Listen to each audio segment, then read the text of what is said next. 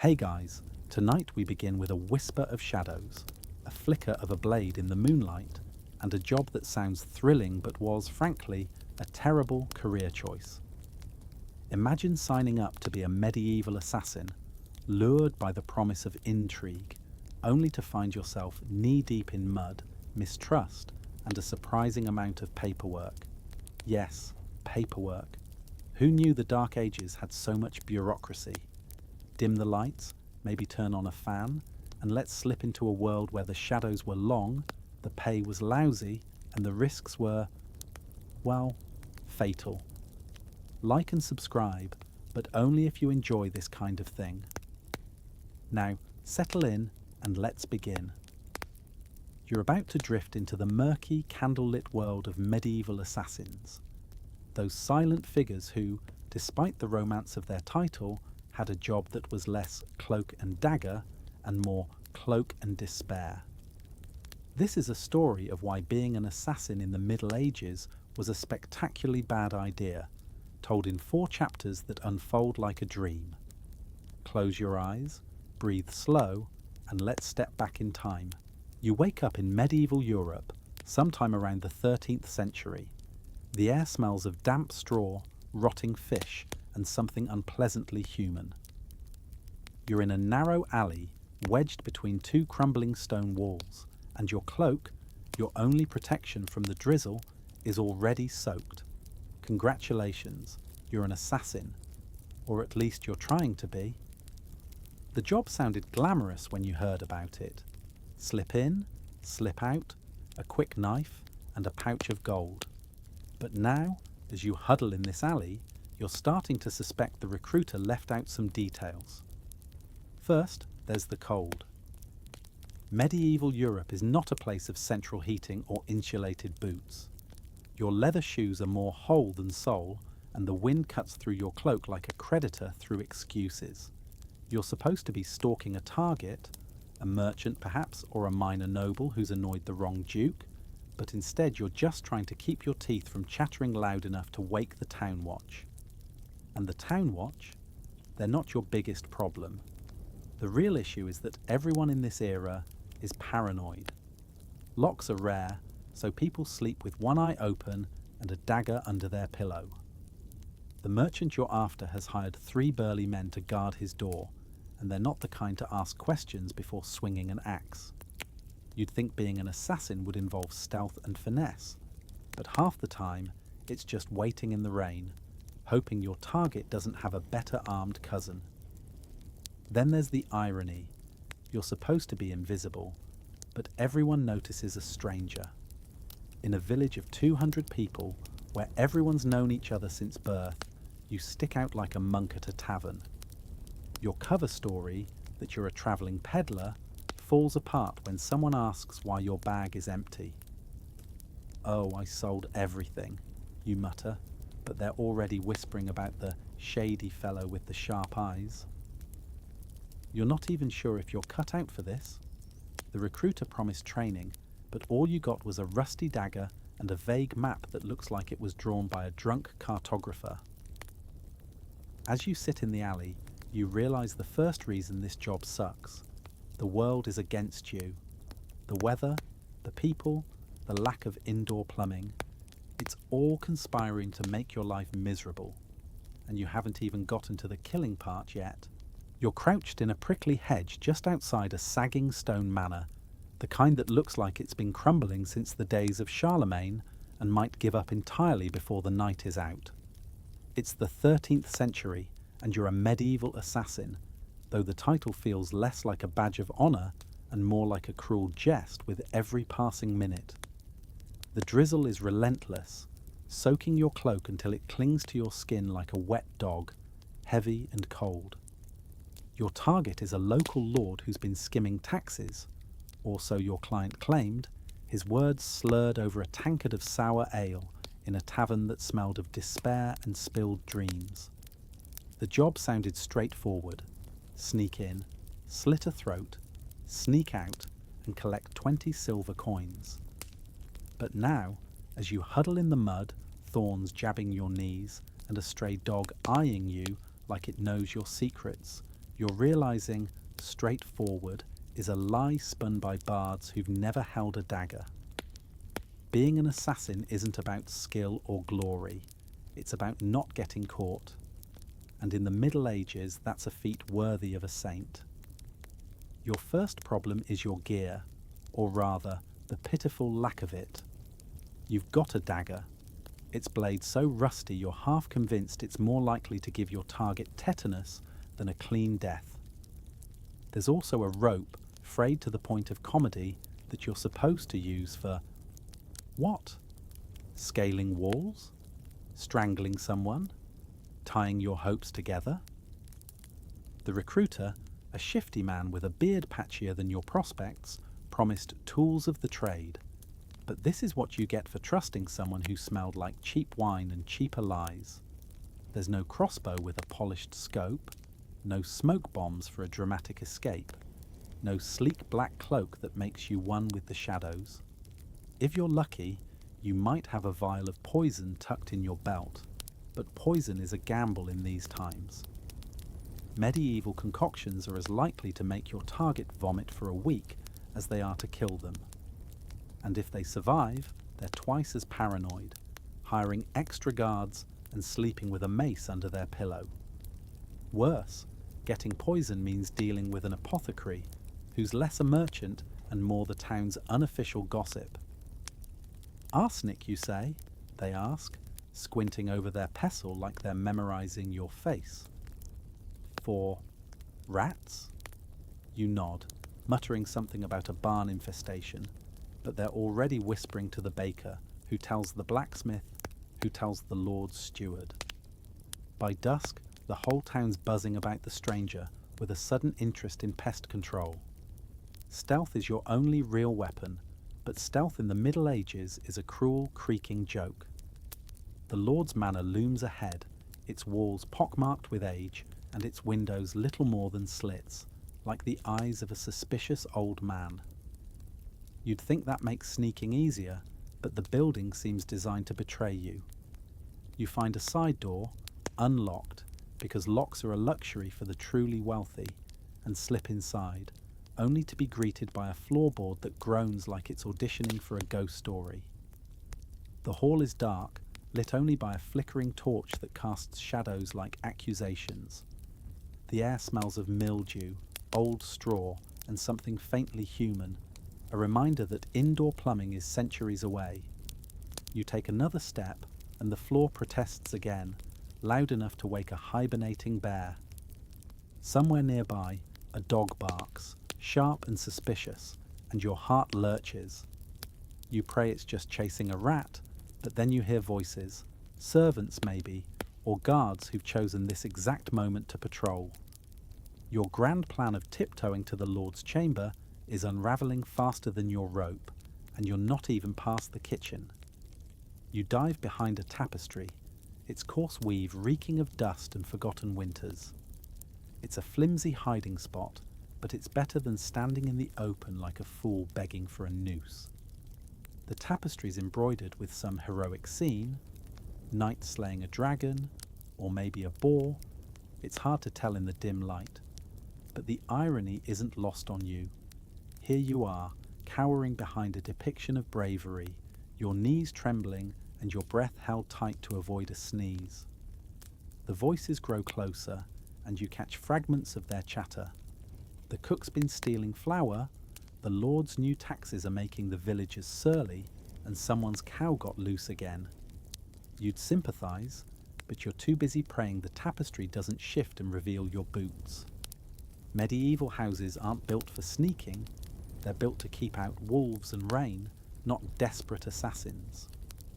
Every door squeaks like a betrayed lover, every stair groans like it's passing judgment, and every shadow hides a cat or a servant or a dog ready to ruin your night.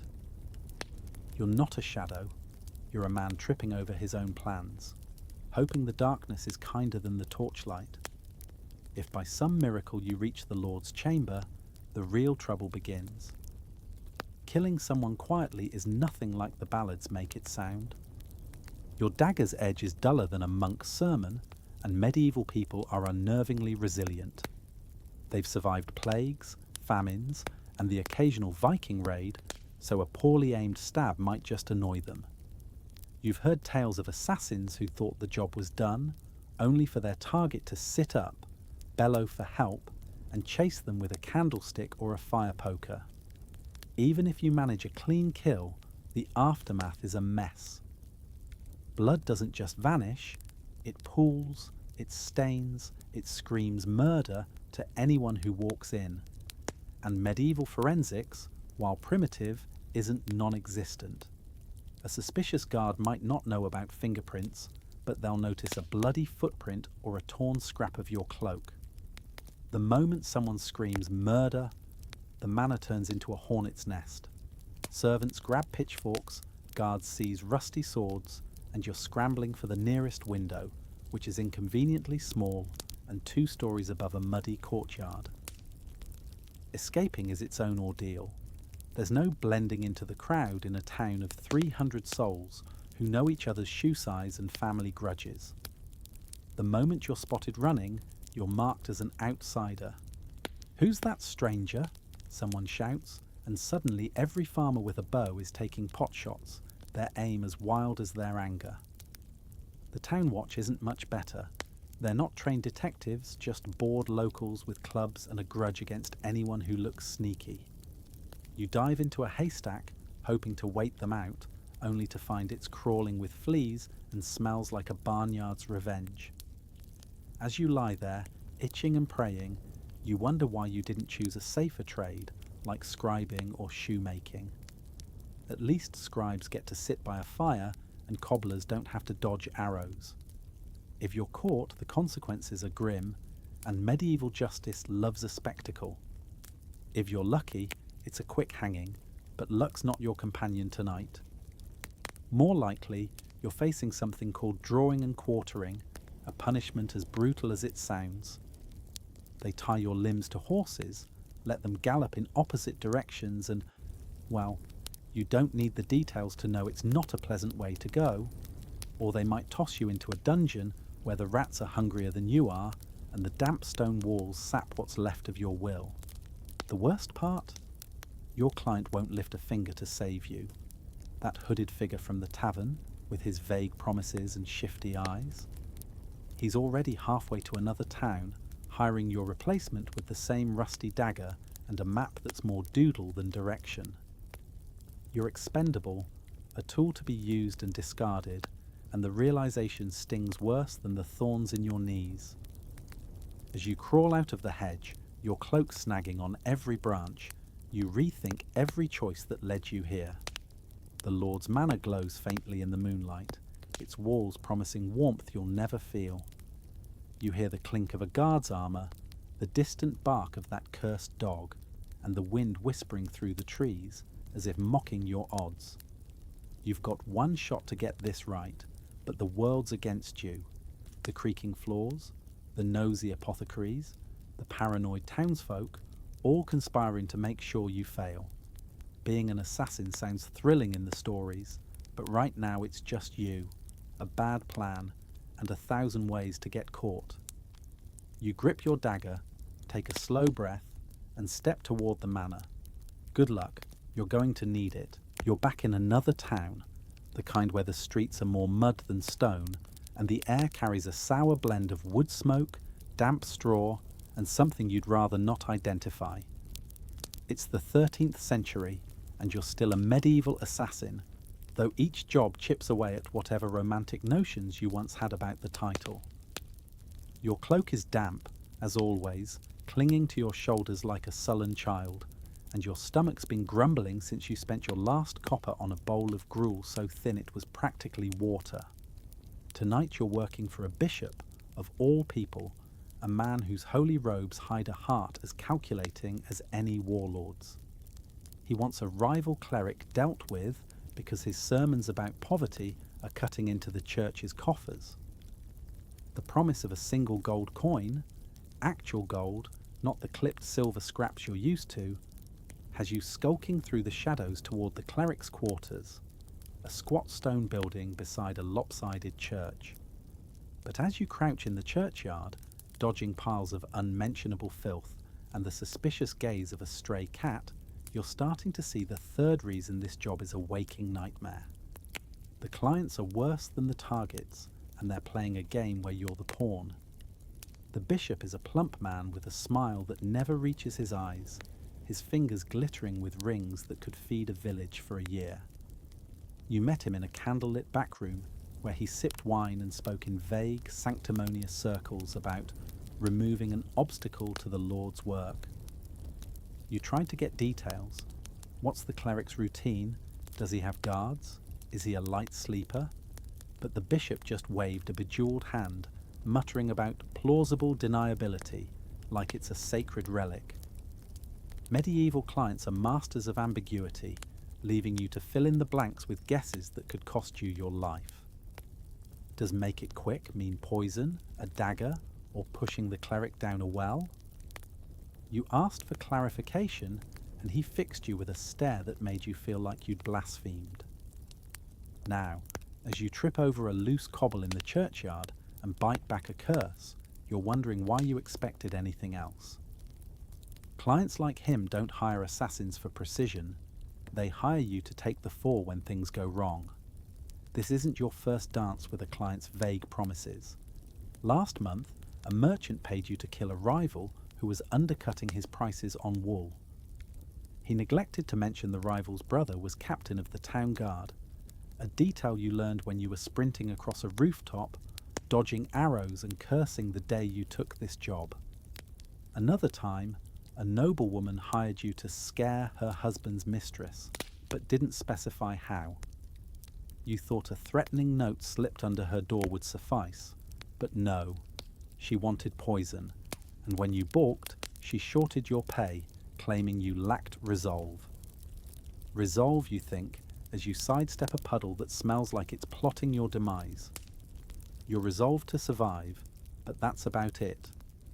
Every client seems to have their own agenda, and none of them include your well-being. They're not just hiring you to kill, they're hiring you to carry their secrets, their grudges, and their risks, all while dangling a reward that's never quite what it seems. Payment is its own circle of hell.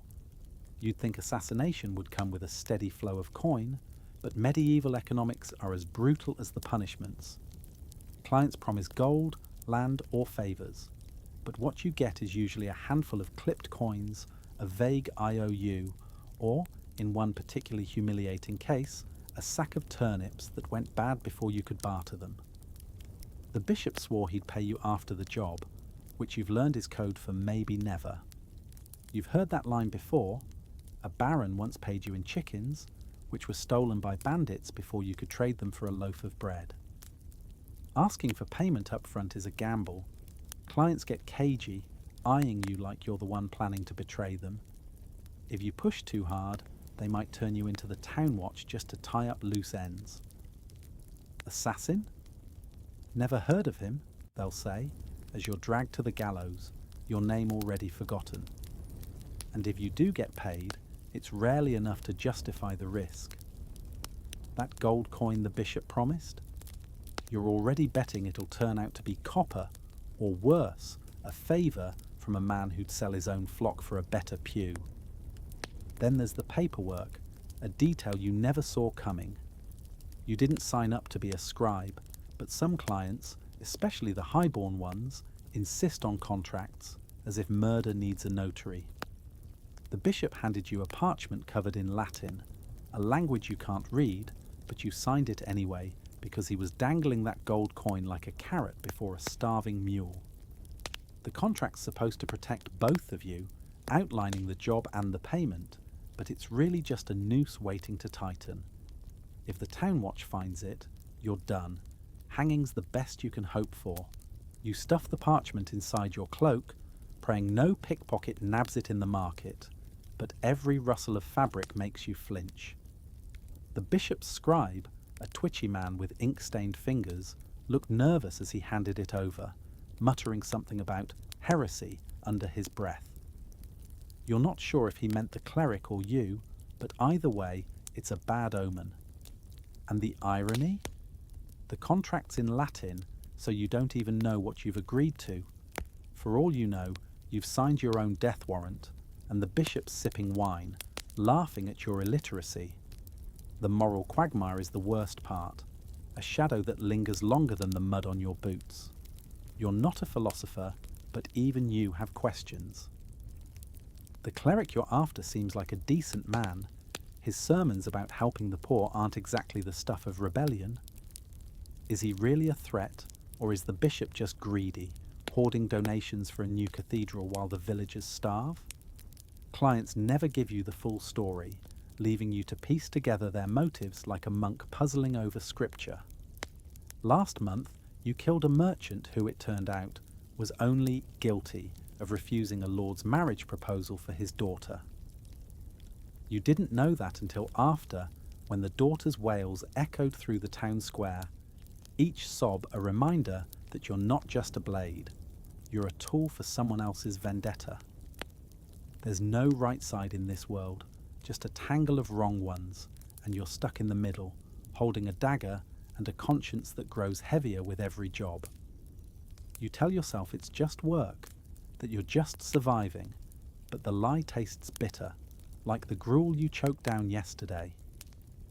As you creep closer to the cleric's quarters, the church looms over you like a judgmental parent, its spire cutting through the fog. The night is quiet, save for the distant hoot of an owl and the creak of your boots on the damp grass. You're hungry, tired, and starting to wonder if that gold coin is worth the weight on your soul. The bishop's probably warm by a fire right now, his rings glinting as he counts his tithes, while you're out here dodging stray cats and suspicious monks. Clients like him make this job unbearable. They don't just hire you, they set you up to fail, to carry their sins while they wash their hands clean.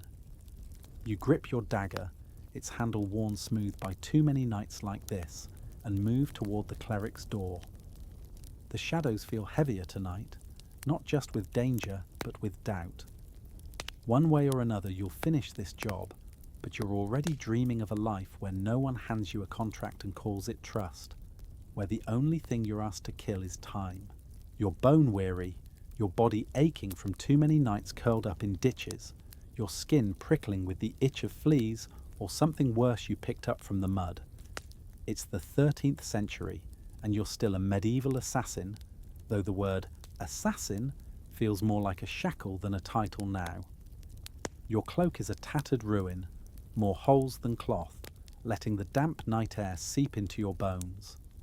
Your dagger is so dull it could barely cut a loaf of stale bread, and you're certain you've caught a cough from sleeping in the rain.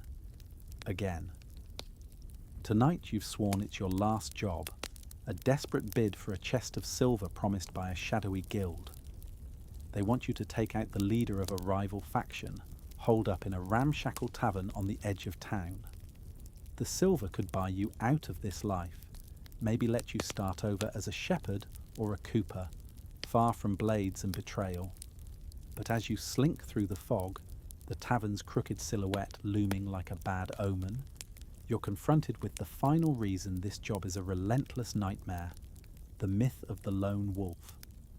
Bards sing of assassins as solitary brooding figures, slipping through shadows with nothing but their wits and a sharp blade. In truth, you're never alone, and that's the problem. You're trapped in a web of spies, informants, and double-crossers, and every step you take feels like a dance on a spider's thread. You'd imagined yourself as a ghost, answerable to no one, striking and vanishing like mist on a moor. The reality is far messier. You're part of a guild, but it's no brotherhood.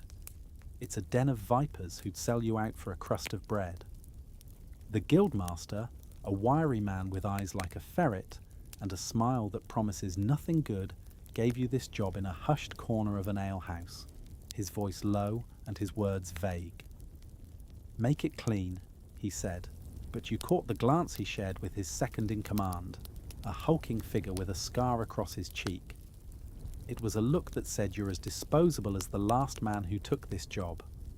You've seen that look before. Last month, an informant you trusted sold you out for an extra shilling, tipping off your target and leaving you scrambling across a rooftop as crossbow bolts sang through the air. You survived, but only just, and your trust in anyone calling themselves an ally died that night. Now, as you approach the tavern, every rustle in the bushes feels like a betrayal waiting to happen, every shadow a traitor with your name on their lips. The tavern itself is a squat, timber-framed hovel, its walls leaning like a drunk after midnight. It reeks of stale ale, sweat, and the kind of desperation that clings to places where men plot murder. Your job is to slip in, find the rival leader, and make it look like an accident. A fall down the stairs, a bad batch of wine, anything that doesn't scream assassin. But you're not the only predator in these shadows. Other assassins are circling, hungry for the same prize, and they're not above sabotaging you to get it. 2 weeks ago, you spent days tracking a merchant, mapping his every move, where he drank, where he slept, who he owed money to, only to find him dead when you arrived, poisoned by a rival who'd stolen your fee. You confronted the guildmaster, your voice tight with frustration, but he just shrugged, his lips curling into a smirk. "Fastest blade wins," he said, as if your week of planning was a jest. You wanted to argue, but the two brutes at his side, their hands resting on sword hilts, suggested silence was the wiser choice. Now, as you creep toward the tavern's back door, you can't shake the feeling that another assassin's already inside, waiting to claim your kill, or worse, to make you the next body on the floor. Even your contacts are a liability, each one a potential knife in your back. The tavern keeper who told you the rival leader's habits, he's probably selling the same information to 3 other assassins, pocketing their coins while you walk into a trap.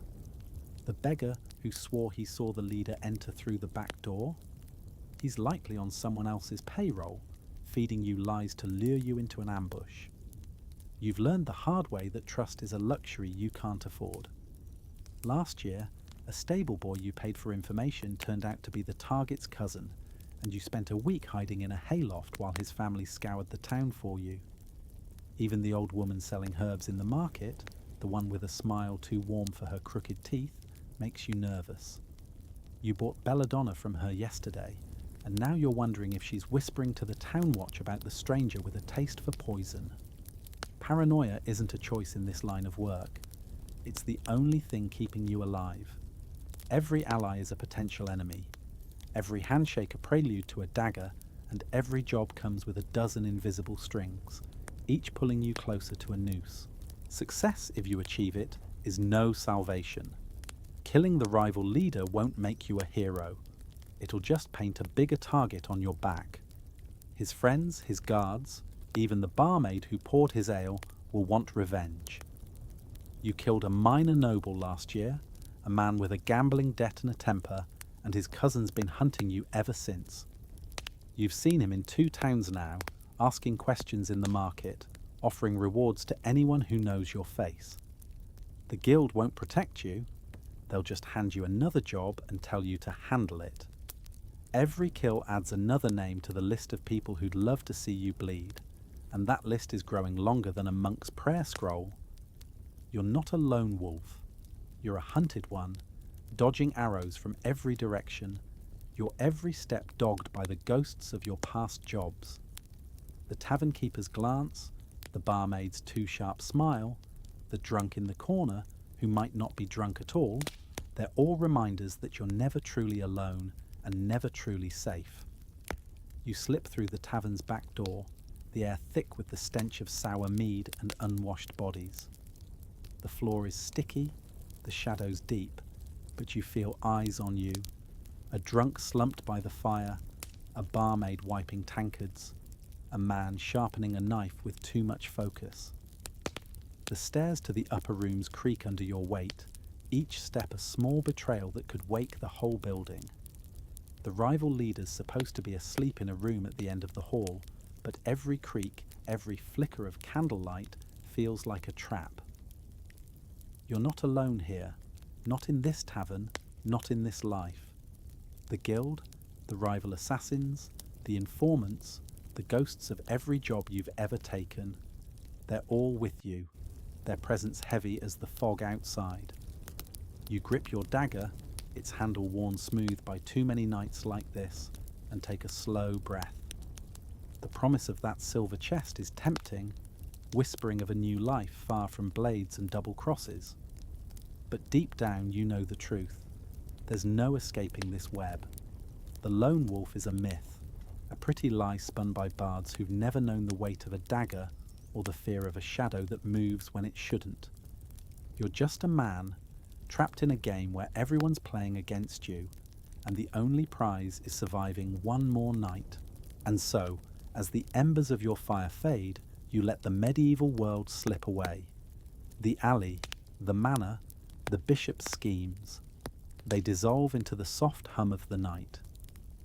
Being an assassin wasn't glamorous, but it was a strange, tangled thread in the tapestry of history, woven by people who were just trying to survive. Maybe you'll dream of them tonight, slipping through the fog, chasing coins and dodging fate. Or maybe you'll just sleep, warm and safe, far from the cold, wet alleys of the past. Good night. Let's jump into another story. A story so unassuming you might wonder why it's worth telling at all. Picture a medieval town, its streets cobbled and crooked, where the most powerful person wasn't a knight or a king, but a humble constable, a man with a stick, a lantern, and an alarming tendency to trip over his own cloak. It's an odd thing, really, that in an age of swords and plagues, the safety of a town often rested on someone who spent half their night chasing stray pigs. But there's a strange beauty in this forgotten role, and tonight we'll walk those dark streets together, unravelling the quiet life of a medieval constable. You wake up in medieval Europe, sometime around the 14th century, in a small town that smells faintly of wood smoke and damp straw. Your boots, leather, slightly too tight, squelch in the mud as you stand at the edge of the town square. You're the constable tonight, a title that sounds grander than it feels. In your hand is a staff, worn smooth by years of use, and at your belt hangs a lantern, its feeble glow barely pushing back the dark. Your job? To keep the peace in this sleepy town of a few hundred souls, where the biggest threats are drunken brawlers, runaway livestock, and the occasional thief with more ambition than skill. The night is cool, the kind that makes you pull your cloak tighter. The town is quiet, but not silent. Somewhere a dog barks, a shutter creaks. The wind carries the faint clatter of a tavern closing its doors.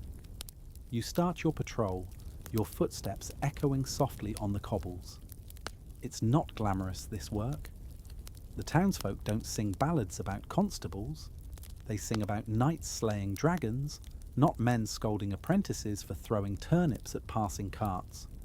But you're the one they call when the turnips start flying. As you walk, you pass the baker's house, where the faint scent of tomorrow's bread lingers. You remember the time you caught young Thomas, the baker's apprentice, sneaking out to meet a girl by the mill. You didn't arrest him. You just gave him a stern look and sent him back to bed. That's the constable's life. Half enforcer, half exasperated parent. The law says you could fine him, but who has the heart to fine a boy for love? Besides, the fines go to the Lord, and you're not exactly fond of adding to his coffers. The irony of your role isn't lost on you. In a world where lords feast and peasants toil, you're the one walking the line between order and chaos, armed with little more than a stick and a questionable sense of authority. You chuckle softly to yourself, the sound swallowed by the night. It's a long shift ahead, but the stars are out, and the town feels safe for now. You keep walking, your lantern swaying gently, casting shadows that dance like ghosts on the walls. You move deeper into the town, where the streets narrow and the houses lean closer, as if whispering secrets to one another. The cobbles beneath your boots are uneven, slick with the evening's damp, and you step carefully to avoid a tumble. Your staff taps lightly against the ground, a steady rhythm that matches the slow beat of the night. As Constable, your task is simple yet endless. Walk the town from dusk till dawn, ensuring the fragile order holds. It's not a role for glory, but there's a quiet dignity in it, a sense that you're the unseen thread stitching the town together while its people sleep. The night watch is a peculiar thing, a dance between vigilance and solitude. By day, this town hums with life, merchants shouting their wares, children darting through the marketplace, the clatter of cartwheels and the bleating of goats. But now, in the deep of night, it's a different world. The darkness sharpens every sound, the creak of a shutter, the rustle of leaves in a sudden breeze, the distant bark of a dog that's probably chasing its own tail. You're not just patrolling, you're part of the night itself, a shadow moving through shadows, your lantern's faint glow a small rebellion against the dark. You pass the tavern, its windows dark now, though the faint smell of spilled ale and roasted mutton lingers in the air. The last of the drinkers have stumbled home, leaving the street quiet save for the occasional snore drifting from an open window. You remember old Watt, the blacksmith, who gave you a nod earlier as he swayed toward his house. His wife will have words for him come morning, sharper than any blade he's ever forged. You smile at the thought, the kind of smile that comes from knowing the town's rhythms as well as your own heartbeat. Your patrol takes you past the weaver's shop, where the looms sit silent, their threads waiting for dawn. You recall a night last summer when you caught two weavers brawling in the street over a sheep they both claimed as theirs. The argument was loud, the punches clumsy, and the sheep, utterly unimpressed, wandered off into the night. You had to drag the men apart, your staff more a prop than a weapon, and send them home with a warning. The sheep was found the next day, grazing calmly by the river, as if it knew the fuss wasn't worth its time. The townsfolk still laugh about it, though they'd never admit how much they rely on you to keep such nonsense from spiralling. As you turn down a narrow alley, your lantern casts long shadows that twist across the walls, turning barrels and doorways into fleeting shapes that might be mistaken for something sinister. You're not superstitious, not entirely, but you've heard the stories. The townsfolk whisper of ghosts in these alleys, of spirits who wander when the moon is low. You don't believe in ghosts, but you do believe in the power of a tired mind to play tricks. Still, you pause when you hear a soft clatter ahead, your hand tightening on your staff. It's just a cat, leaping from a barrel to a low roof, its eyes glinting in your lantern's light. You exhale, a faint chuckle escaping your lips. This is the constable's lot, 9 parts boredom, 1 part fleeting panic over nothing at all. You nudge the barrel back into place, its wooden slats damp under your touch, and continue your walk.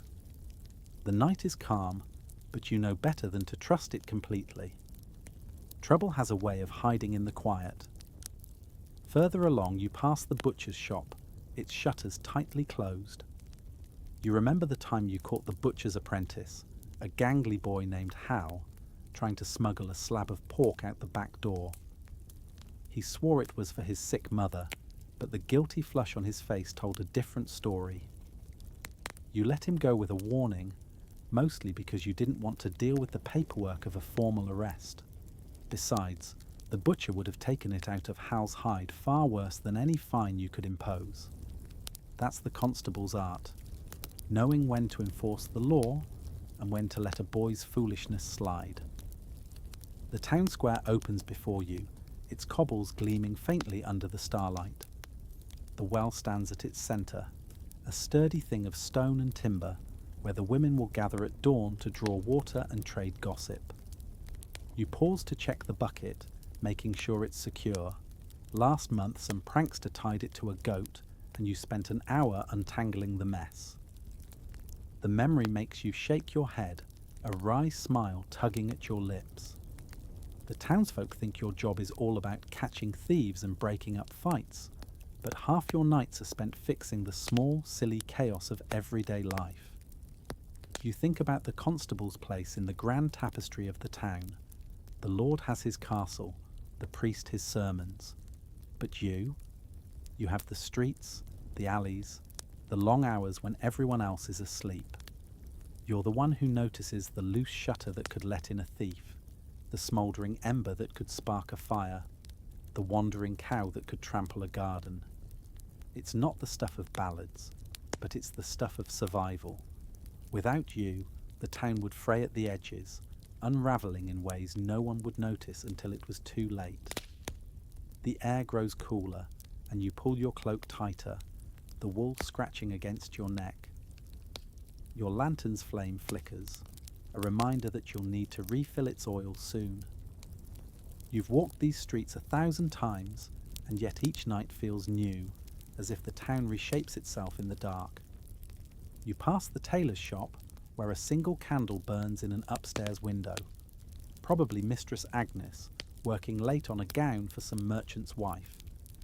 You consider knocking to check on her, but decide against it. She's a sharp-tongued woman who'd rather scold you than thank you for your concern. Instead, you keep walking, your steps slow and deliberate. The night stretches on, and you settle into its rhythm, the tap of your staff, the sway of your lantern, the soft crunch of gravel underfoot. There's a peace in this, a quiet purpose that fills the hours. You're not a hero, not a knight or a scholar, but you're the constable, and for now, that's enough. The town sleeps and you keep watch, a silent guardian in a world that rarely notices your work. The night deepens and the air grows colder, a sharp edge to it that nips at your fingertips as you grip your staff. Your breath forms faint clouds, curling in the glow of your lantern, which swings gently at your side. You're passing the church now, its steeple cutting a dark silhouette against the starry sky, like a finger pointing to the heavens. The churchyard is quiet, save for the occasional rustle of leaves skittering across the graves. You pause to check the gate, running your hand along its iron latch. Last week, someone left it open, and a goat wandered in, happily munching the vicar's prized roses. The vicar's face, red as a summer beet, was almost worth the hour you spent chasing the beast through the tombstones. You smile at the memory, the kind of smile that warms you against the chill. Tonight, though, the gate is secure, the roses safe for now. You turn away, your boots crunching softly on the gravel path, and continue your patrol. The town feels still, almost too still, as if it's holding its breath. You've walked these streets long enough to know that quiet doesn't always mean peace. Sometimes it's just the calm before a storm, or more likely in your case, the calm before a drunken tanner trips over a cart and starts a shouting match with the moon. You shake your head, amused at the thought. The constable's life is full of such absurdities, moments that are half annoyance, half comedy, and wholly uncelebrated. As you move toward the town gate, your ears catch a sound. Soft, deliberate footsteps, not the clumsy shuffle of a late-night reveller. It's coming from the direction of the gate, which should be locked tight by now. No one comes or goes this late, not unless they're up to no good or desperate. Your hand tightens on your staff, though you're acutely aware it's more for show than defence. You're no knight, trained for battle, and your lantern isn't exactly a blazing torch to ward off danger. Your greatest weapon, as always, is your voice, loud enough to wake half the town if needed, and a knack for talking people out of their worst ideas. You approach the gate, your lantern casting a weak circle of light that barely reaches the heavy wooden doors. The footsteps stop, and for a moment the night is silent again, save for the faint whistle of the wind through the cracks in the town wall. Then you see him, a figure in the shadows, cloaked, with a sack slung over his shoulder. He freezes when your light catches him, and you both stand there, sizing each other up like two cats in an alley. He's not a local, You'd know those boots anywhere, too fine for a peasant's muddy clogs, too worn for a lord's polished leather. A traveller, then, or something else? Evening, you say, keeping your voice calm but firm, the kind of tone you've perfected for moments like this. Bit late for a stroll, don't you think? The man shifts his weight, the sack rustling as it brushes against his cloak. Just passing through, he says, his voice low, with an accent that doesn't quite belong, maybe from a market town a few days' ride away, maybe further. Didn't mean to cause a stir? You raise an eyebrow, though he probably can't see it in the dim light. Passing through at this hour with a sack that looks heavy enough to hold more than a few apples? You're not one for heroics, but you've got a job to do, and letting suspicious strangers wander about isn't part of it. Gate's locked, you say, nodding toward the sturdy oak doors, barred from the inside. And the inn's been closed since the 10th bell. Mind telling me what's in the sack? He hesitates, and you can almost hear the gears turning in his mind. Run? Lie? Fight? You hope he doesn't choose the last one. Your staff might look imposing, but it's about as useful as a broom against a dagger, and you're not keen on testing your reflexes tonight. The silence stretches, taut as a bowstring, until he lets out a low, nervous laugh and sets the sack down with a soft thud. Just some turnips, he says, flashing a grin that's more sheepish than sly, as if he knows how ridiculous it sounds. Turnips.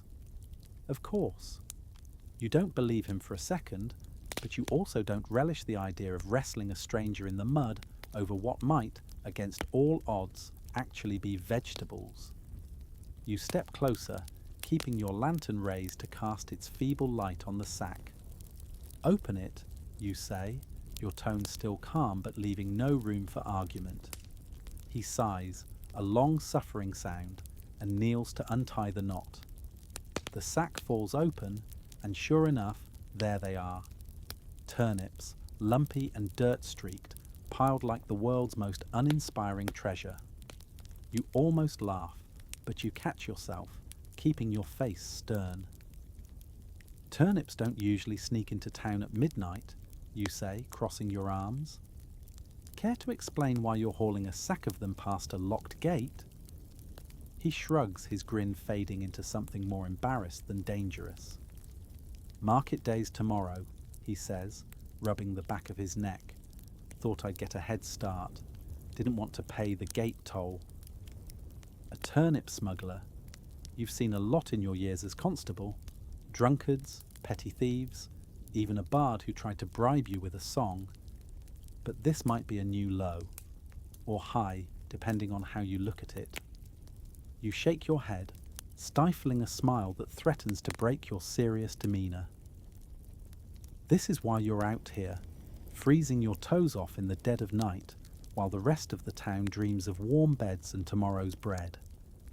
You could fine him, of course. The town charter gives you that power, and the Lord's coffers are always hungry for a few extra pennies. But the man looks like he's barely got 2 coins to rub together, and besides, the idea of dragging him to the magistrate over turnips is almost too absurd to consider. Go home, you tell him, your voice softer now, though still carrying the weight of authority. And next time, try arriving when the sun's up. The toll's a penny, not a king's ransom. He nods quickly, like a child caught stealing a pie, and hoists the sack back onto his shoulder. Right, right. No trouble, Constable. He hurries off into the night, his footsteps fading as he disappears beyond the edge of your lantern's light. You watch him go, half wondering if you've just let a master thief slip through your fingers with a sack full of stolen silver disguised as root vegetables. But then you've met actual thieves, and they don't usually look so sheepish. More likely, he's exactly what he claims. A man too cheap or too poor to pay the toll, trying his luck in the dark. You turn back to your patrol, the stars winking above as if they're in on the joke. The town feels a little lighter now, as if the night itself is chuckling at the absurdity of it all. You adjust your cloak, the wool damp from the night's mist, and continue down the street. The encounter was a small thing, barely worth mentioning in the grand scheme of your duties, but it's these moments that make up the constable's life. Not battles or grand decrees, but turnips and shadows, quiet decisions that keep the town's heart beating. As you walk, you think about the gate, still locked, and the man's story. Maybe he'll be back tomorrow, selling his turnips in the market square, or maybe he's halfway to the next town by now, laughing at how he outsmarted the constable with a sack of vegetables. Either way, the town's still standing, its people still asleep, and that's enough for you. You shift your lantern to your other hand, the weight of it familiar, and let the rhythm of your steps carry you back into the night's embrace. The hours creep by, slow as a weary mule, and the night grows colder, the kind of chill that seeps into your bones and makes your fingers ache around the smooth wood of your staff. Your lantern's oil is running low, its flame flickering like a tired eye struggling to stay open. You've circled the town twice now, your boots tracing familiar paths through the crooked streets, checking alleys, testing doors, listening for anything that doesn't belong. The rhythm of your steps is almost meditative, a steady tap against the quiet, each one a small anchor in the vast sea of the night. You're tired, your legs heavy from hours of walking, but there's a strange peace in this work, a quiet certainty that comes from knowing the town rests under your watch, safe in its dreams. You pass the mill, where the wheel creaks softly, turned by the lazy current of the river that winds through the town like a sleepy serpent. The sound is soothing, a low groan that blends with the rustle of leaves and the distant hoot of an owl. You pause for a moment, leaning against a low stone wall, and let the cool air brush against your face. The memory of a night last summer drifts into your mind when you caught a gaggle of children sneaking out to swim in the mill pond at midnight. They thought they were clever, their whispers and giggles muffled by the rush of water, but you heard them from half a street away. You didn't scold them too harshly, just rounded them up, their wet clothes dripping on the cobbles, and sent them home with a warning and a promise not to tell their parents. A constable's power, you've learned, isn't in the fines or the arrests, but in knowing when to let a small rebellion slide, when to let children be children. The mill's shadow stretches long across the path, and you push off the wall, adjusting your cloak against the damp. The night has been uneventful, save for that curious turnip smuggler at the gate, and you're grateful for the quiet. Some nights you're breaking up brawls outside the tavern, or chasing a thief who thought he could outrun you in the dark. Others, like tonight, are just you and the town, keeping company with each other under the vast canopy of stars. You glance up, the sky a deep velvet pricked with light, and feel a small pang of wonder. It's moments like these, when the world is still and the town breathes softly, that you understand why you do this. Not for glory, there's none to be had, but for the simple act of keeping the night at bay. You make your way toward the town square, where the cobbles gleam faintly under the starlight, worn smooth by years of carts and feet. The well stands at its centre, a sturdy thing of stone and timber, its bucket swaying gently in the breeze. You pause to check it, running your hand along the rope to make sure it's secure. Last month, some prankster tied it to a goat, and you spent an hour untangling the mess while the animal bleated indignantly. The townsfolk laughed about it for days, and you did too, though you'd never admit it. They think your job is all about catching criminals, but half your nights are spent fixing the small, silly chaos of everyday life, goats, buckets, and all.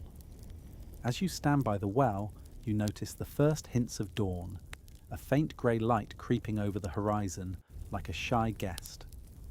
The stars are fading, their sharp edges softening, and the air feels different, softer, as if the world is stirring from its slumber. You lean against the well's stone edge, the cold biting through your cloak, and take a moment to breathe. The night has been kind, and you're grateful for it. You think about the constable's place in the grand tapestry of the town, a role so small it's barely noticed, yet so essential it's woven into every quiet moment. The Lord has his castle, the priest his sermons, the merchants their coins, but you? You have the streets, the alleys, the long hours when everyone else is asleep.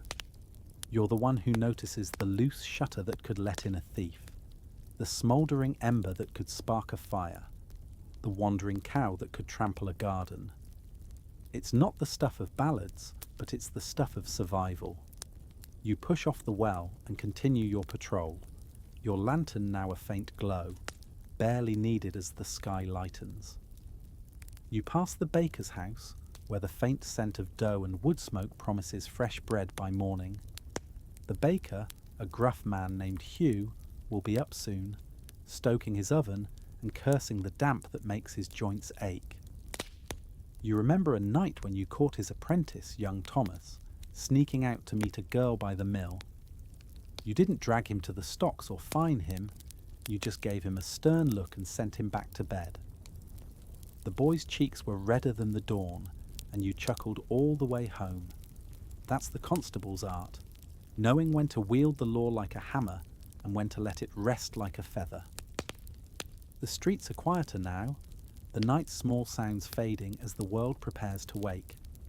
You pass the tailor's shop, where a single candle still burns in an upstairs window. Mistress Agnes, no doubt, stitching late into the night on a gown for some merchant's wife who thinks she's a lady. You consider knocking to check on her, but you know better. Agnes has a tongue sharper than her needles, and she'd sooner scold you for interrupting her work than thank you for your concern. You smile to yourself and keep walking, your staff tapping a gentle rhythm on the cobbles. As you round a corner, you hear a soft clatter from an alley, a barrel shifting perhaps, or a cat knocking over a crate. You pause, your hand tightening on your staff, but you don't rush in. You've learned to trust your instincts, but also to temper them with patience.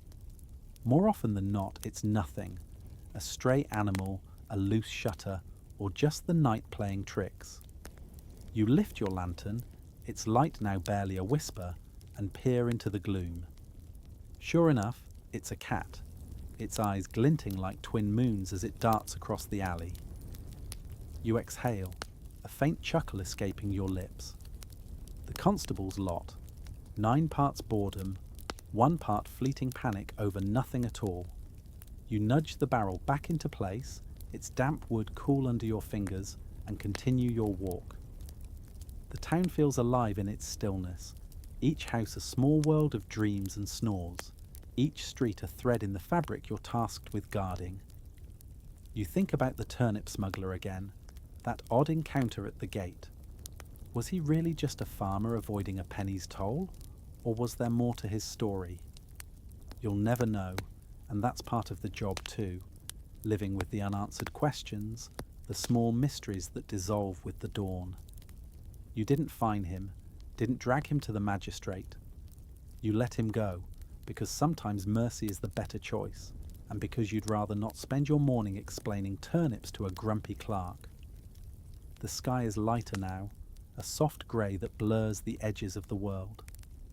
You pass the church again, its steeple less imposing in the growing light.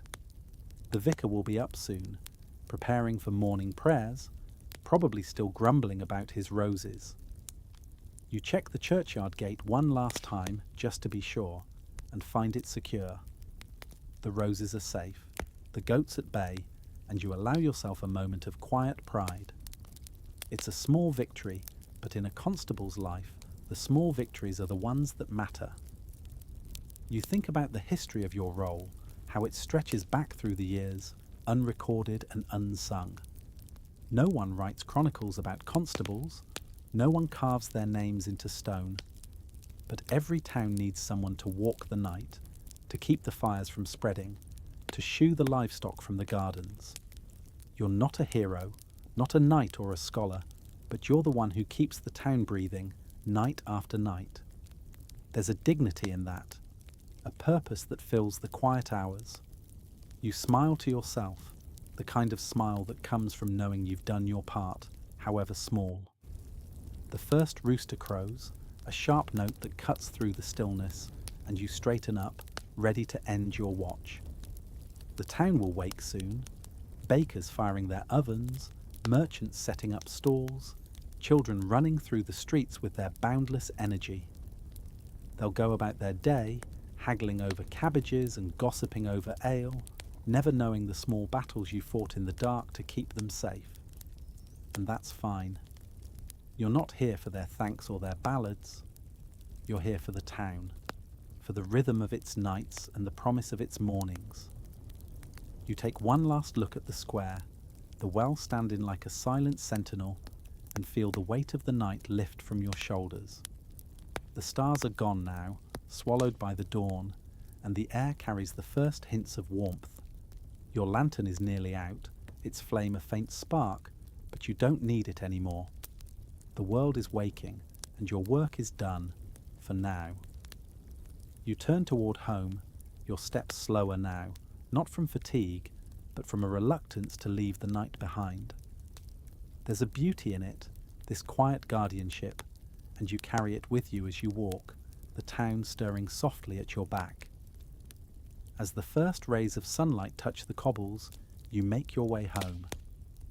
Your house is small, just a room with a straw mattress and a hearth that's more smoke than fire.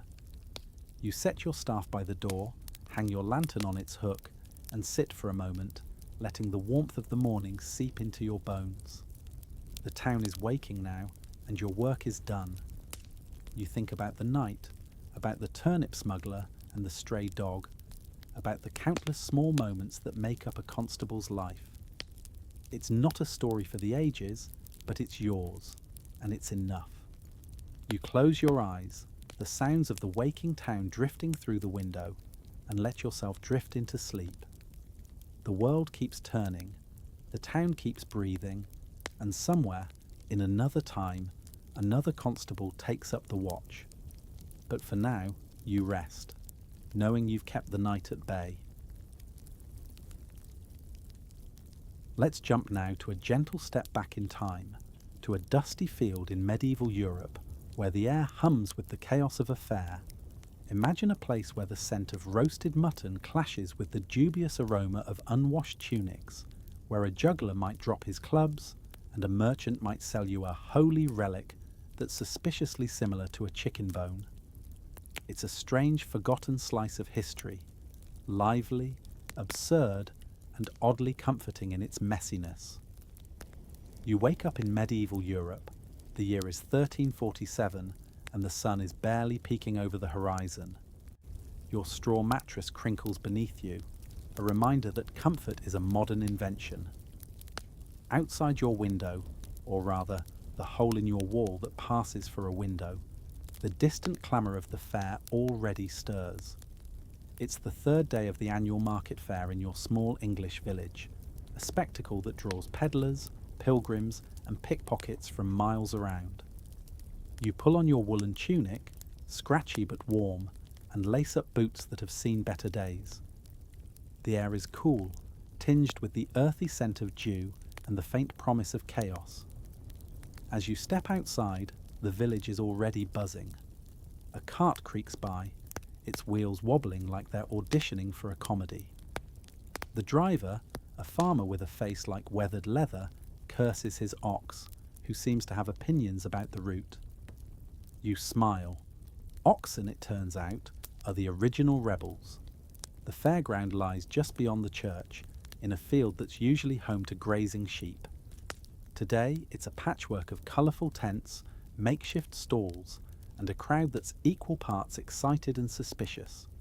Fairs, you see, are where dreams meet scams, and everyone knows it. You weave through the early risers, nodding to a baker who's already shouting about his freshly baked loaves. They're probably a day old, but in a world without preservatives, fresh is a relative term. A soft breeze carries the sound of a lute, slightly out of tune, and you can't help but feel a flicker of anticipation. The fair is a rare break from the grind of ploughing fields and praying for rain. For one day, you're not just a peasant. You're an adventurer in a world of wonders, even if half of them are trying to rob you blind. You step into the heart of the fair, where stalls sprawl like a village planned by a drunken cartographer, each one clamouring for your attention with shouts and promises. The air is thick with wood smoke, sweat, and the faint whiff of overripe fruit, a scent that clings to your woolen tunic like an uninvited guest. Merchants stand behind rickety tables, their voices weaving a tapestry of temptation, some earnest, some sly, all rehearsed to perfection. "Spices from the east," one bellows, hoisting a sack that might hold saffron or might just be dyed sawdust. You squint, wondering if the east he speaks of is more Ipswich than India. Another vendor, with a grin too wide for comfort, offers genuine relics of saints you've never heard of. A knucklebone of St. Ermengarde, perhaps, or a lock of hair from St. Dubius. You're not buying it, literally or figuratively, but the audacity is almost charming, like a jest told by a friend who knows he's overstayed his welcome. You pause at a stall displaying knives, their blades catching the morning sun like tiny mirrors. The smith, a burly man with a beard that looks like it lost a fight with a candle, swears they're forged with dragon's breath. Dragons haven't roamed England since the last bard got too creative with his tales, but you nod politely, humouring his enthusiasm.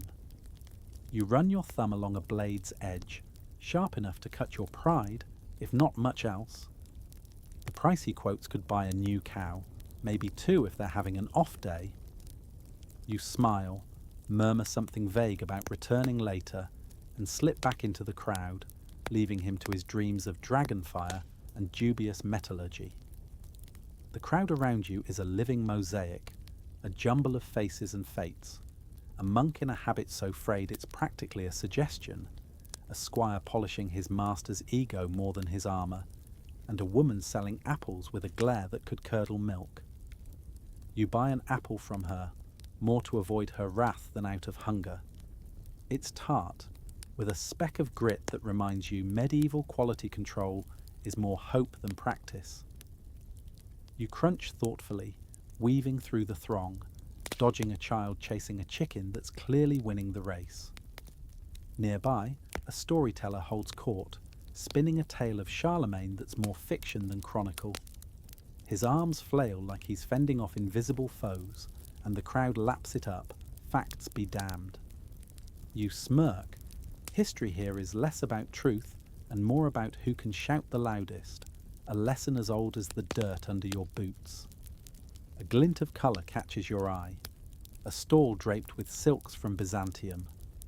The fabric is soft, almost too fine for this muddy field, and you can't resist brushing your fingers against it.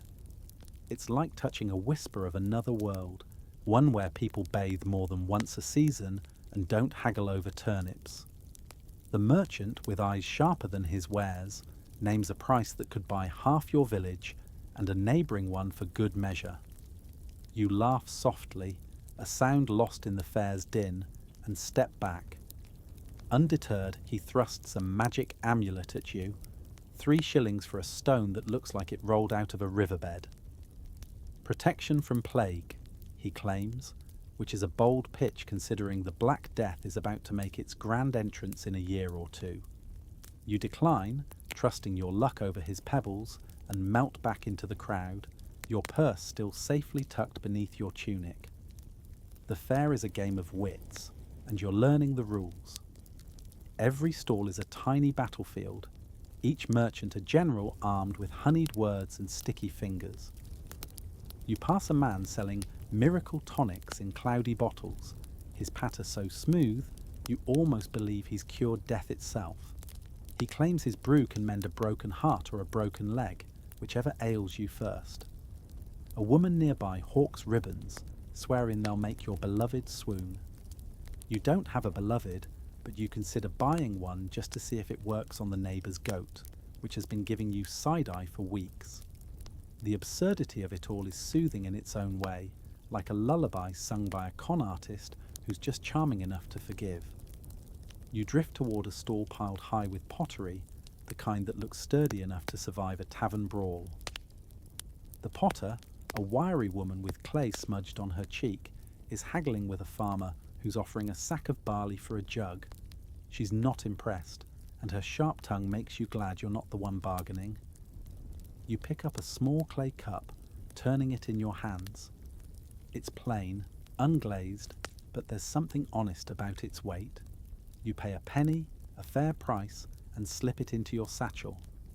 It's not much, but it's real, unlike the unicorn horn powder being peddled at the next stall. You overhear the vendor's pitch, guaranteed to cure baldness or attract wealth, depending on how you snort it. You have to admire the creativity, if not the ethics. Unicorns are as real as the merchant's sincerity, but the crowd is eating it up, coins changing hands faster than village gossip. Further along, a spice merchant catches your attention, his table a riot of colours, reds, yellows, and browns in little heaps that promise exotic flavours. He's quieter than the others, letting his wares speak for themselves. You lean in, catching a whiff of something warm and unfamiliar, maybe cinnamon or something masquerading as it. He offers you a pinch to taste, and you hesitate. Medieval hygiene is a gamble at best. But his calm demeanour wins you over, and you try it. It's sharp, almost fiery, and you cough, drawing a chuckle from him. "Not for the faint of heart," he says, and you nod, eyes watering. You don't buy anything. Spices are a luxury for knights and fools. But the moment lingers, a small spark of connection in the fair's chaos. As you move on, you notice a pickpocket working the crowd, his hands darting like minnows. He's young, barely more than a boy, and his targets are too distracted by shiny trinkets to notice. You clutch your purse a little tighter, but you can't help feeling a twinge of sympathy. In a world where survival is a daily haggle, who's to say you wouldn't try the same? You sidestep a pile of something you hope is mud and find yourself back where you started, the knife seller still shouting about dragons. The fair is a circle, a maze with no end, and yet it's comforting in its predictability. Every pitch, every dodge, every dubious relic is part of the rhythm, a dance as old as trade itself. You take a deep breath, the apple's tartness still on your tongue, and let the fair's strange music carry you forward. The sun climbs higher, warming the fairground as you wander from the merchant's maze into a clearing where the air buzzes with laughter and anticipation. It's midday now, and the fair is a living pulse of noise and colour, a chaotic symphony of shouts, clinking coins, and the occasional bleat of a wayward goat. You find yourself drawn to a wooden stage, little more than a platform of warped planks, where a juggler is holding court. His hands are a blur, tossing apples, torches, and what looks suspiciously like a turnip in a dizzying arc. The crowd around you is rapt, their faces lit with delight, though you notice a few apples bear dents from less successful performances. He's good, but not perfect, and there's something oddly comforting in his near misses, as if the world doesn't demand flawlessness today. "Catch!" he calls, his voice bright but strained, and he lobs an apple into the crowd. It sails over your head and lands in the grubby hands of a boy who promptly takes a bite, ignoring the juggler's mock horror. The crowd roars with laughter, and you can't help but chuckle, the sound soft in your throat. Medieval entertainment is nothing if not interactive, a shared jest where everyone's in on the punchline. The juggler recovers with a theatrical bow, his patched tunic flapping like a flag of surrender. His grin is infectious, and you find yourself rooting for him, dents and all. He's not just juggling props, but the crowd's mood, keeping it light despite the heat and the dust that clings to your boots. You settle against a post, its wood warm from the sun, and let the scene unfold. Nearby, a troupe of mummers is setting up. Their costumes a patchwork of ambition and old cloth. sacks dyed with whatever berries were cheapest, stitched with more hope than skill. They're preparing a play about a knight, a dragon, and a princess who seems perpetually confused, judging by the script shouted across the stage. The props are wobbly, the dialogue cruder than the ale you'll drink later, but the crowd doesn't care. They're here for the spectacle, not the subtlety, and you're no different. A line flubs, the knight trips on his own cape, and the laughter ripples through the air like a breeze. You lean back, the post creaking under your weight, and feel the day's tension ease. Chaos, it turns out, can be soothing when it's this joyful. The juggler finishes his act with a flourish, catching all 3 torches, barely, and the crowd claps, tossing a few pennies into the dirt at his feet.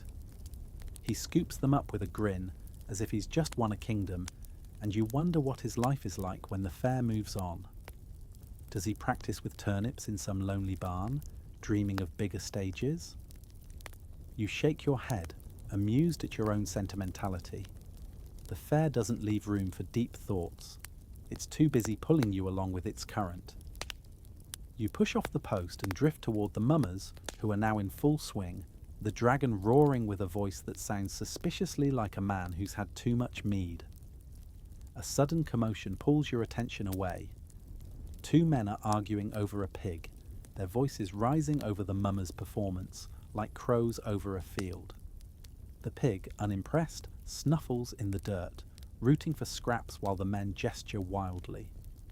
One claims he bought it fair and square, the other insists it's his, stolen from his pen last night. The crowd forms a loose circle, more entertained by the dispute than the play. A local reeve steps in, his authority as shaky as the stage's planks, but his voice carries the weight of someone used to being obeyed. He proposes a solution so convoluted, something about splitting the pig's future litters and a barrel of ale as compensation, that it sounds like it was dreamed up by a lawyer with a hangover. The men grumble, the crowd murmurs, and you catch yourself smiling at the absurdity. Medieval justice, you're learning, is less about fairness and more about who can outlast the other in a shouting match. You turn back to the mummers, who've soldiered on despite the interruption. The princess is now arguing with the dragon, who's forgotten his lines and is improvising with gusto. The knight, meanwhile, is tangled in his cape again, and the crowd's laughter is warm, unguarded, a sound that wraps around you like a blanket. You glance at the sky, the sun now high and fierce, and wipe a bead of sweat from your brow. The fair is a world unto itself, a bubble of noise and nonsense where the rules of the everyday, plough the field, pray for rain, survive the winter, seem to bend. You spot a girl selling posies, her basket overflowing with wilted flowers she's trying to pass off as fresh. "A penny for love," she calls, and you decline, but her cheeky grin makes you wish you had a penny to spare. The juggler reappears, this time with a partner, a woman with a lute slung over her shoulder. She strums a tune slightly off-key, and he begins juggling again, this time with knives. The crowd gasps, but you notice the blades are dull, more for show than danger. It's a clever trick, like so much of the fair, illusion dressed up as spectacle. You clap anyway, because effort deserves something, even if it's just politeness. The lute player's song is about a maiden lost in a forest, and though her voice wavers, there's a sincerity that tugs at you.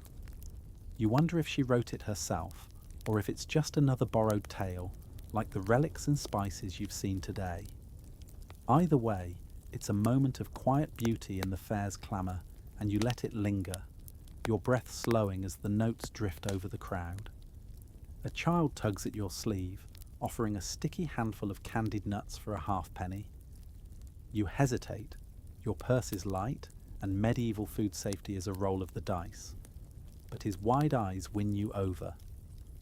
You hand over the coin, and the nuts are sweet, if a bit gritty, like everything else here. You munch slowly, watching the fair pulse around you. A dog steals a sausage from a distracted vendor, earning a curse and a cheer from the onlookers. A woman haggles over a bolt of cloth, her voice sharp but playful, as if she's enjoying the fight as much as the deal. The fair is a dance, you realise, a messy, joyful waltz where everyone's trying to keep step without tripping over their own feet.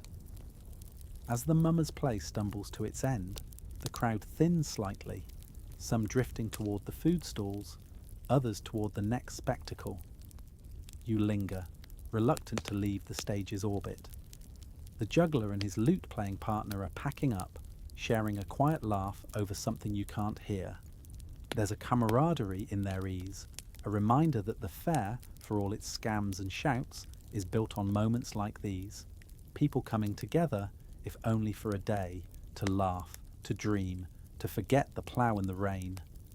You take a deep breath, the air now tinged with the promise of evening, and feel the fair's rhythm settle into your bones. It's not perfect, but it's alive, and for now, that's enough.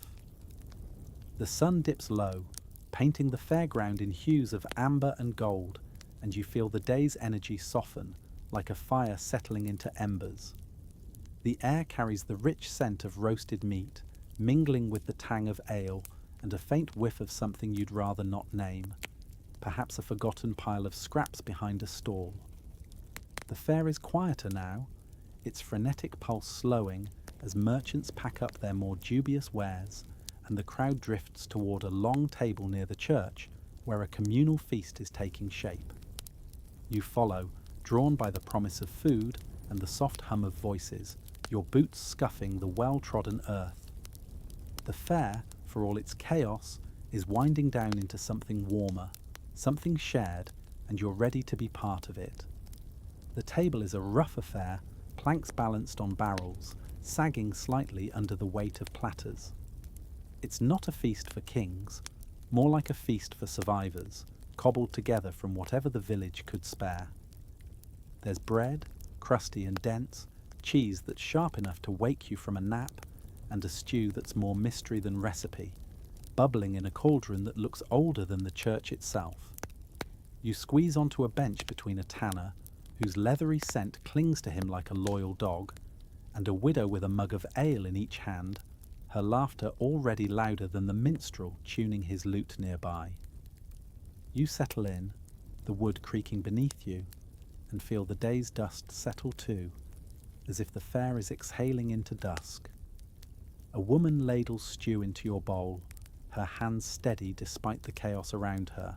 You thank her, and she nods, her smile as worn as her apron.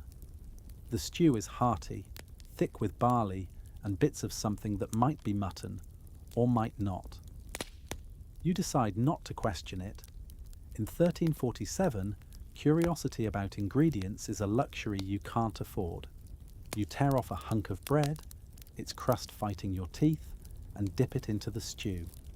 It's good, surprisingly so, warming your belly and easing the ache in your legs from hours of wandering. The tanner grumbles about the price of hides, the widow counters with a tale of her late husband's disastrous attempt at brewing, and you listen, spooning stew, letting their voices wrap around you like a familiar blanket. The minstrel begins to play, his lute's notes soft but slightly off-key, as if the instrument is as tired as the crowd. He sings of a knight who loved unwisely, a ballad that's all longing and loss, perfect for the fading light. The melody drifts over the table, blending with the clink of mugs and the murmur of gossip. Someone claims the king's army is marching nearby, a rumour as reliable as a merchant's holy relic.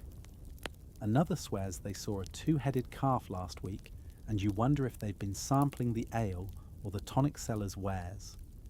You smile into your bowl, the stew's warmth spreading through you, and let the stories wash over you, each one wilder than the last.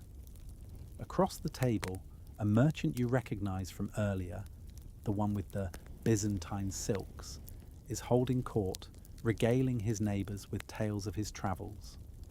He speaks of cities you'll never see, where spices grow on trees and gold flows like water.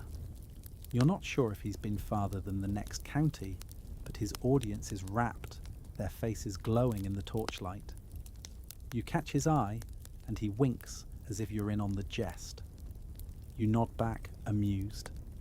The fair is full of liars, but the good ones make it feel like magic, and you're content to let the illusion linger. A child scurries by, offering a tray of dried figs for a penny. You hesitate. Your purse is lighter than you'd like, but her gap-toothed grin is hard to resist. You hand over the coin, and the figs are sweet, if a bit chewy, like eating a memory of summer. You savour them slowly, watching the crowd. A man spills ale on his tunic and curses with a creativity that would make a bard blush. A woman haggles with a baker over a loaf, her voice sharp but playful, as if the argument is half the fun. The feast is a tapestry of small moments, laughter, complaints, the clatter of spoons, like the fair itself, messy but alive. The minstrel switches to a livelier tune, and a few brave souls start to dance, their steps clumsy but joyful. The widow beside you claps along, her ale sloshing dangerously, and you wonder if she'll make it through the night without a tumble. The tanner joins in, his voice a low rumble, and you find yourself tapping your foot, caught in the rhythm. It's not elegant, no one would mistake this for a lord's banquet, but it's real, a moment of connection in a world that's often too hard, too cold.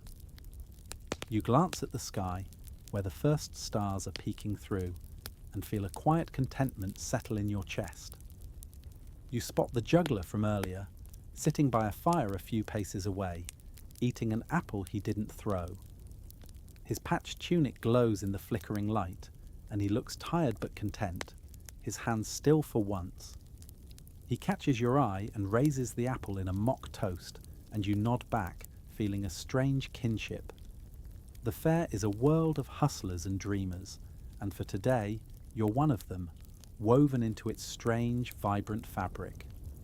You take another sip of ale, watery, but it does the job, and let the minstrel's song carry you.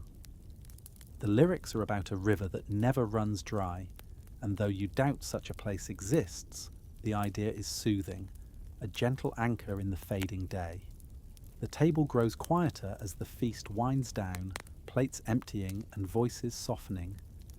A few merchants linger, still hawking their wares to stragglers, but their cries lack the morning's fire. The crowd thins, some heading home, others curling up by fires to sleep off the ale. You linger, reluctant to leave the warmth of the table, the glow of the torches, the hum of the lute. The fair has been a whirlwind of noise and nonsense, but here, at dusk, it feels like a gift. A rare pause in a life of labour.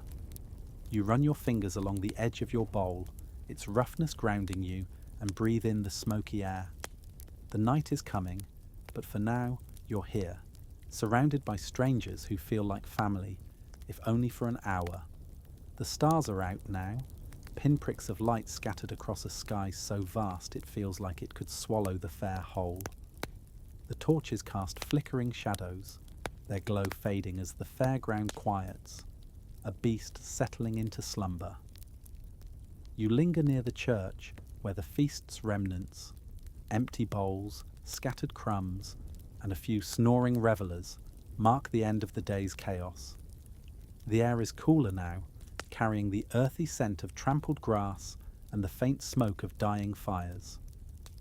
Your boots feel heavier, the day's wandering etched into your souls, but your heart is light, buoyed by the fair's strange magic. You take a final glance at the stalls, their colours muted in the dusk, and begin your walk home, the path familiar yet new under the starlight. The fairground fades behind you, its noise softening into a distant hum, replaced by the gentle chirp of crickets and the rustle of leaves stirred by a breeze. You clutch the small wooden bead in your pocket, bought for a penny from a stall whose owner swore it was carved from an ancient oak. It's nothing special, just a smooth, unassuming trinket, but it feels like a piece of the day, a tangible memory of the merchant's shouts and the juggler's fumbles.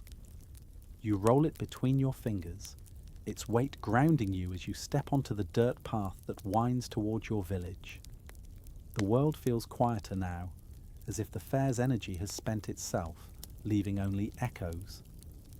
A dog barks in the distance, sharp and fleeting, and you smile. Medieval dogs, it seems, are as opinionated as their owners.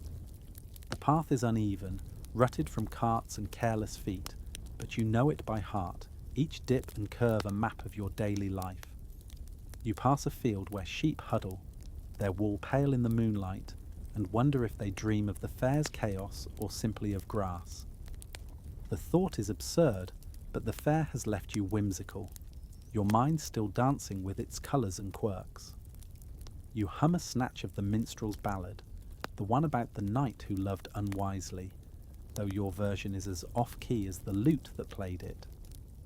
A flicker of movement catches your eye, a fire-breather, the one with the singed eyebrows, practicing alone by a dying bonfire.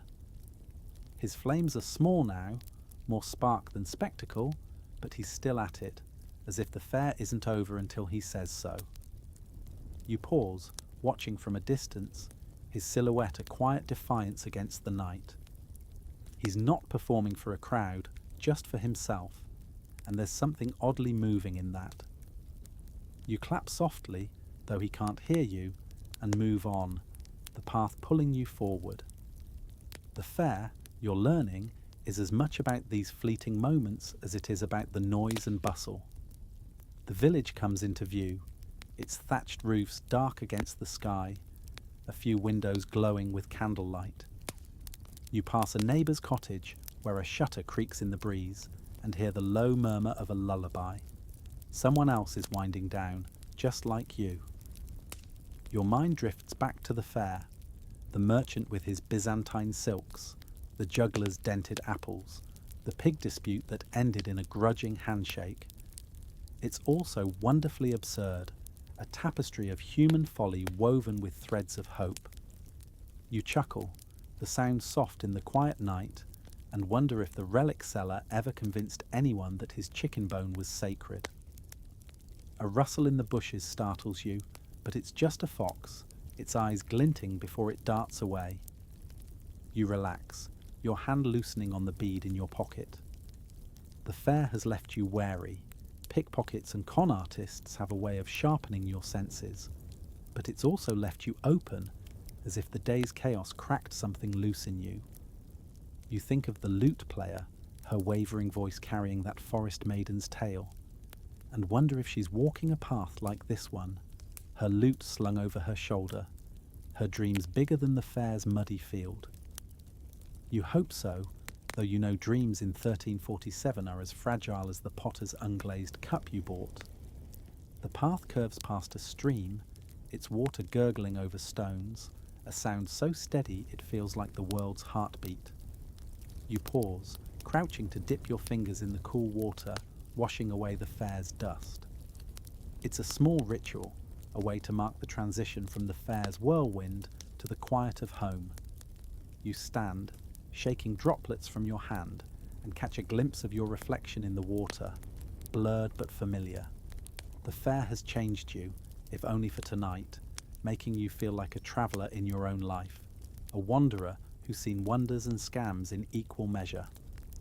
Your cottage comes into view, its outline soft in the starlight, the straw roof sagging like an old friend who's had too much ale. You push open the door, the familiar scent of wood smoke and straw welcoming you back. Inside, the air is still, the day's warmth lingering in the walls. You set the wooden bead on a shelf next to a chipped bowl and a candle stub, and smile at its simplicity.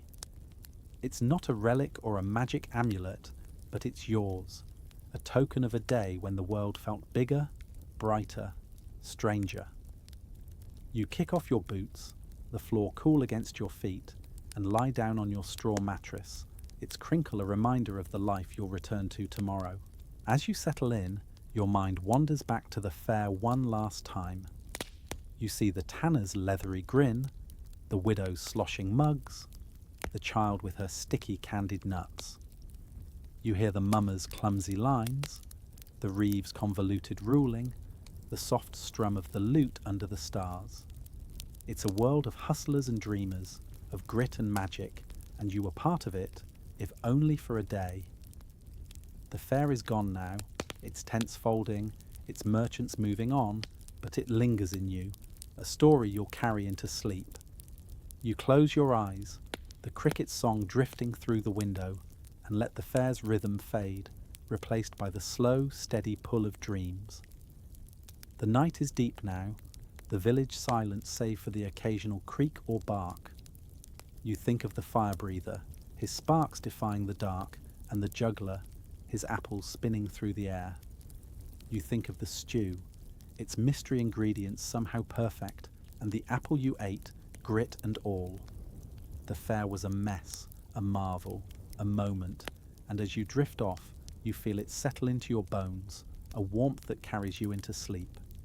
Tomorrow the plough and the fields will call, but tonight you're still at the fair, walking its dusty lanes, a pilgrim in a world that's both strange and home.